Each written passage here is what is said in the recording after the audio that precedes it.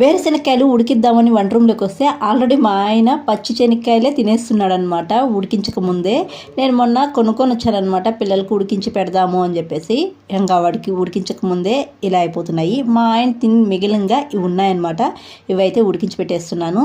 ఇంకా morning tiffin చేయాలి అంటే 2 చట్నీలు చేయమన్నాడు. దోశ చేసుకుందాము అనుకుంటే కారం కూడా నూరు అన్నాడు. నేనేం చెప్పలేదు, ఇంకా నేనేం చెప్పకపోయాలకి కారానికి రెడీ చేస్తున్నాడు అనమాట. ఇంకా ఇవి కట్ చేస్తూ ఆదివారం మొగుని ఇలా వాడుతున్నావు అని అంటున్నాడు. ఇంకా ఈరోజు కిక్ డే అంట. ఇంకా పక్కన వాళ్ళకి ఒక దెబ్బ కొట్టి కిక్ డే అని చెప్పాలంట. ఇంకా మార్నింగ్ నుంచి వాళ్ళ డాడీకి ఒక దెబ్బ వేసి చెప్తూ ఉన్నారు.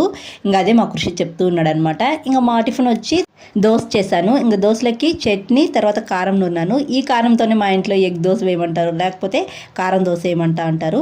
అందరికీ దోశ వేసి ఇచ్చేసిన తర్వాత లాస్ట్లో నేనైతే ఒక దోశ వేసుకున్నాను అనమాట. ఇంకా నేను దోశ వేసుకునేందుకు అందరూ నా దోశకలానే చూస్తున్నారు. నేను బాగా వేసుకున్నానంట, వాళ్ళకు బాగా వేసి లేదంట.